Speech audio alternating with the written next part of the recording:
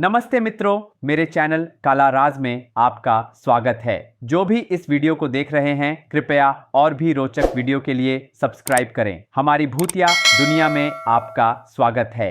आंखों का मंदिर। एक छोटे से गांव में जहां पुरखों ने दशकों तक बसेरा किया, कुछ पुराने पेड़ों और एक सुनसान जगह के बीच एक खूबसूरत लेकिन भयावह घर था। गांव के बुजुर्गों में उस घर के बारे में कई डरावनी कहानियां प्रचलित थीं। कुछ का कहना था कि वहां मृत आत्माएं भटकती हैं जो जीवित लोगों को देखती रहती हैं। इन कहानियों के बावजूद माधव नाम का एक युवक अपने दोस्तों के साथ उस घर को देखने का फैसला करता है। तू कहीं और सो, वहां मत जा, उसके पिता ने चेतावनी दी थी, लेकिन माधव दृढ़ था और डर को चुनौती देने के लिए तैयार था। शाम को माधव और उसके दोस्त उस घर पहुंचे। पहली नजर में ही वह घर उनके दिलों में खौफ पैदा करता था। जैसे ही वे अंदर गए, घर की दीवारों और हवा में बसी रहस्यमयी शांति ने उन्हें बेचैन कर दिया। गांव के लोग उस घर के बारे में अजीब और रहस्यमयी बातें बताते थे। कुछ का कहना था कि वहां एक औरत की आत्मा भटकती है जिसकी आंखें अंधेरे में चमकती हैं और जो हर कमरे में नजर आती हैं। माधव और उसके दोस्तों ने रात होने से पहले घर में प्रवेश करने का फैसला किया। जैसे ही वे अंदर गए, उन्हें अजीब सी आवाजें सुनाई दी, आंखों की चमक, फुसफुसाहट और एक डरावना माहौल। सभी डर गए, लेकिन माधव ने हिम्मत बनाए रखी और आगे बढ़ने का फैसला किया। अचानक उन्हें एक औरत की परछाई दिखी जिसकी आंखें उन्हें घूर रही थीं। उसकी नजरें इतनी तीव्र थीं कि वे सभी ठिठक गए।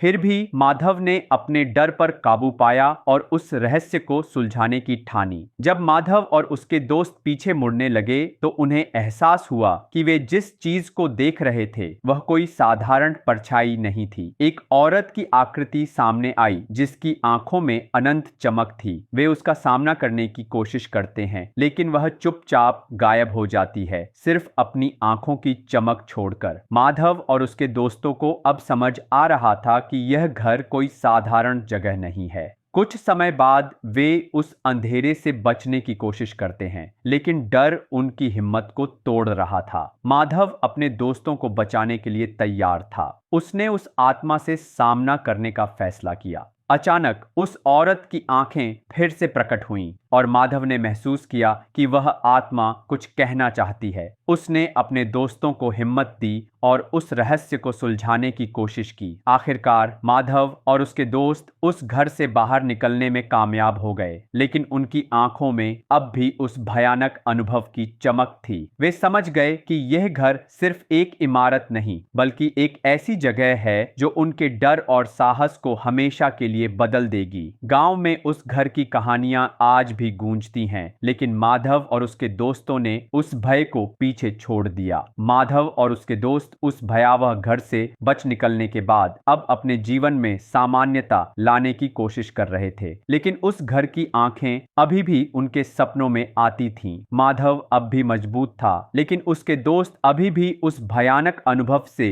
उबर नहीं पाए थे। जीवन की चुनौतियों से जूझते हुए माधव ने फिर से उस घर में जाने का फैसला किया। हमें कभी डरना नहीं चाहिए, उसने अपने दोस्तों से कहा। हालांकि उसके दोस्त संकोच कर रहे थे, वे उस अनुभव को फिर से जीना चाहते थे, लेकिन डर भी था। फिर भी माधव ने उस घर का रहस्य पूरी तरह सुलझाने का निश्चय किया। माधव ने एक रात फिर से उस घर का रुख किया। उसने अपने दोस्तों को बुलाया और कहा, हमें इस घर में फिर से जाना होगा। न सिर्फ हमारी आंखें बल्कि हमारा मन भी इस कहानी का सच देखने के लिए तैयार है। श्रेयस, अनिता और राजेश माधव के साथ विश्वास के साथ शामिल हुए। जब वे घर में दाखिल हुए तो वहां का सन्नाटा और अंधेरा पहले जैसा ही था, लेकिन इस बार कुछ और भयानक होने वाला था। माधव ने अपने हाथ में एक रहस्यमयी किताब खोली जो उस घर की प्राचीन कहानियों को बयान करती थी। इस किताब में पुराने बंधनों और आत्माओं की शांति की कहानियां हैं। उसने किताब पढ़ते हुए कहा।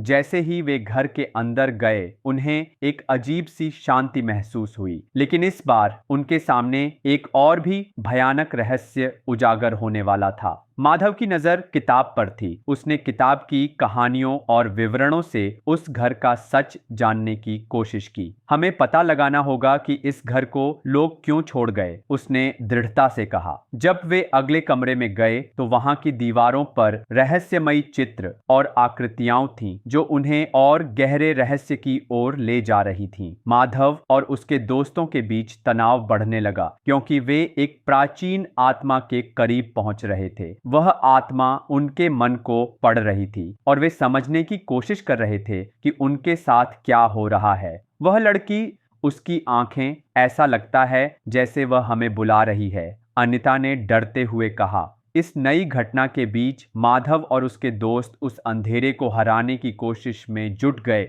यह अनुभव वैसा नहीं था जैसा उन्होंने सोचा था। माधव अपने दोस्तों को बचाने के लिए आगे बढ़ता है, लेकिन एक पल में उसकी आंखें उस आत्मा की ओर ले जाती हैं। क्या हम सही कर रहे हैं? राजेश ने पूछा। माधव ने दृढ़ता से जवाब दिया और नई जानकारी के आधार पर उस अंधेरे को हराने की कोशिश की। माधव, अनिता, श्रेयस और राजेश अंधेरे में एक खतरनाक जगह पर पहुंचे। माधव की किताब ने उनकी आंखों पर एक नई रोशनी डाली। यह निश्चित रूप से कोई साधारण जगह नहीं है, तीनों दोस्तों ने एक साथ कहा। माधव ने किताब की मदद से उस रहस्य को सुलझाने की कोशिश की और वह उस आत्मा को शांत करने की दिशा में बढ़ा। अंतिम बातचीत के बाद माधव और उसके दोस्तों ने किताब को ध्यान से खोला। अगर हमें कुछ करना है, माधव ने कहा, तो हमें उस आत्मा को शांत करने के लिए तैयार रहना होगा। किताब के पन्ने जादुई ढंग से पलटने लगे और हर पन्ने पर अनुभव उनके सामने आ रहे थे। वे एक पल में मृत्यु के करीब पहुंच गए। अंत में माधव को एक छोटी लड़की की आत्मा दिखी जो उस घर में भटक रही थी। तू कौन है? अनिता ने उस आत्मा से पूछा। लड़की ने अपनी साड़ी पकड़ी और बोली, मैं इस घर की आत्मा हूँ। मुझे अपने भविष्य को समझने की जरूरत है। तुम्हारी आंखों में जो अंधेरा है वह मुझे समझ नहीं आता, लेकिन मैं यहाँ हूँ और तुमने मुझे भुला दिया। माधव ने उस मौके को अपनाने का फैसला किया। हम तुम्हें माफ करने के लिए तैयार हैं, उसने अपने दोस्तों के साथ कहा। लेकिन उस आत्मा को शांत करना आसान नहीं था। एक पल में आत्मा का दिल रुक गया और उसने एक नई दिशा में कदम बढ़ाया।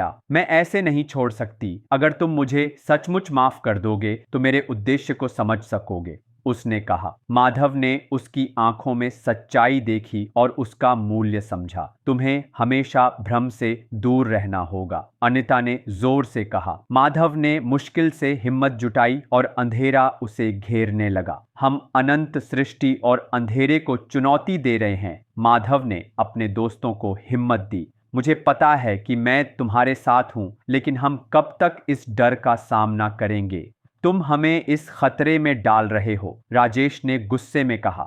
सौभाग्य से माधव ने किताब से प्रेरणा ली और उस रहस्य को सुलझाने की कोशिश की। आत्मा के साथ अंतिम मुलाकात में दोस्तों ने अपनी सारी ताकत इकट्ठा की। माधव ने कहा, यह रास्ता हमें जीवित रखेगा। आत्मा ने उनकी हिम्मत को देखा और शांत होने लगी। मेरे साथ रहो, मैंने मानवता को फिर से पाया है, राजेश ने विश्वास के साथ कहा। आत्मा की आंखें अब शांत थीं। माधव ने उससे कहा, मैंने तुम्हें एक नया मौका दिया है। माधव, अनिता, श्रेयस और राजेश ने उस घर के अनुभवों को याद किया। उनकी आत्माएं अब शांति और साहस से भरी थीं। हम वापस नहीं लौट सकते, माधव ने जीत की खुशी के साथ कहा। हमने इस घर के अंधेरे को बांध लिया है। बाकी दोस्तों ने सहमति जताई और वे सभी खुशी और नई हिम्मत के साथ आगे बढ़े। उस घर को छोड़ते हुए माधव और उसके दोस्तों ने महसूस किया कि उन्होंने उस सत्य को खोज लिया है। यह अनुभव हमें हमेशा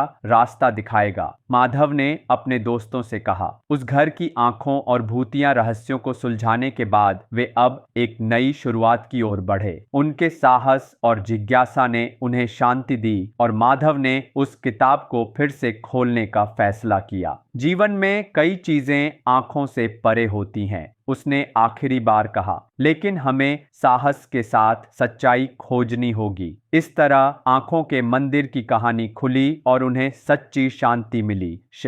अगर आपको ये वीडियो पसंद आया है तो इसे लाइक करें, शेयर करें और ऐसे ही दिलचस्प वीडियो देखने के लिए मेरे चैनल को सब्सक्राइब करें। धन्यवाद।